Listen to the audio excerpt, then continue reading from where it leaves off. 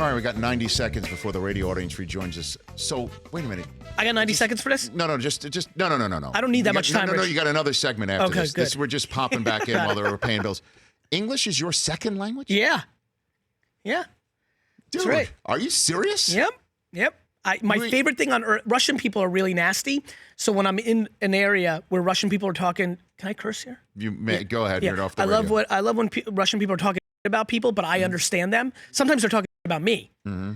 And then I jump in and scare the crap out of them because they didn't know I understood it. Yeah, what do you do in that situation? Oh, there's no greater fear when you're an immigrant, when you're talking trash about somebody in your native tongue, and that person actually understands you, and then they counter you. You're like, you feel naked. It's a devastating feeling. Here's another devastating feeling to me personally. If you live in St. Louis and you're born and raised there, you can't be a Warriors fan. Can we establish, Rich? I need your help. Is this the fair-weathered fan stuff yes, you're talking about? Okay. You're a real powerhouse in the sports world. I really need your help. I need somebody of your gravitas to take on this issue. Okay. You can't be a Patriots fan born and bred in Detroit. It means you're a loser. It means that you don't have personal self-esteem and that you are subsidizing your insecurity by using an outside force to win, to make you feel like you're winning. Okay, now say that in Russian.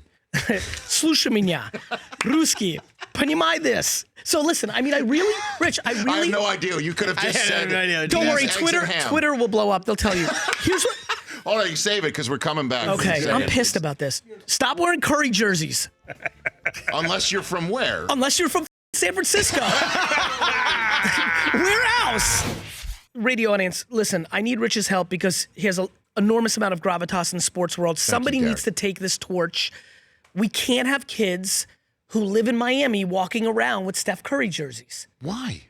I don't like this thing that is underlining, which is young children and grown men and women are using sports teams to subsidize their lack of self-esteem. They think that putting on a Tom Brady jersey in Minnesota means they're winning. I need a news alert for everybody. That team is winning. You're not a winner. You root for a winner, right? And when you root for a winner, first of all, I used St. Louis in the last segment. At least they don't have an NBA team, right? I mean, to me, if you have a team in the town that you're born in, you live there, and you are rooting for the Jordan Bulls or the Curry Warriors or LeBron Heat and Cavs, it is a tell that you're a losing player in life, and you need to stop doing it to yourself. So, all right, so let me walk through here. Yes. How many kids do you have? 2. Okay. Did they all root for the Jets and Knicks? Come on, though. I would beat them. Dude, I would do things that are politically incorrect in today's parenting environment to assure it. Does your wife have any rooting interest, though? Yeah, the Jets and the Knicks. We're old school about this. It's not like the movie Diner. Did you give her a quiz before you married her? Let's throw AJ back up on the screen if you guys can. That little guy, when I went away to school, I came home. Yeah. First time, Thanksgiving, you know how you do it, right? You come home. Yeah. I come home. That guy, he's 3 there, but he's at the point when I come home, he's like 6 or something. I walk into his room, and I'm just walking to my room, and somehow I glance into his room, and his closet's open, and I see a Barry Sanders jersey in there. I walk into the room. I grab the Sanders jersey. I grab little him. I tear the Sanders jersey in front of him. I run downstairs, Rich, and I lose my mind on my mom, saying, "How could you do this?" Yes, you know. Yes. So then, how do you feel in the fact that Here's my fear. Hold on a second. So we'll walk through my own personal situation. I married into a New England sports family. Okay. So I could not. While Tom Brady, being the University of Michigan legend that he is, with the jersey, the helmet right here. Such a legend that Drew Henson played over him. He's such a legend.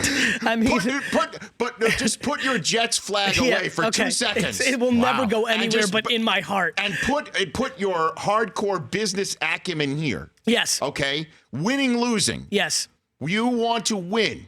I'm putting my business acumen. You are going to tell if your children had any possible rooting interest because the mom was into it or your college ruling interest. Hold on a second. Go ahead. You're going to tell your child, hope that Christian Hackenberg grows into something over Tom Brady? He's a former Raider. I don't even know who you're talking about.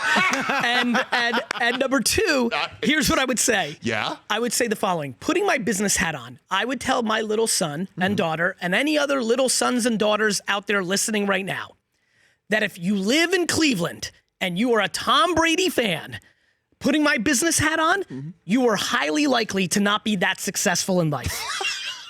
Because you are not accountable. You are using outside forces to subsidize your inabilities. And it's a tell. It is a tell. Now, context.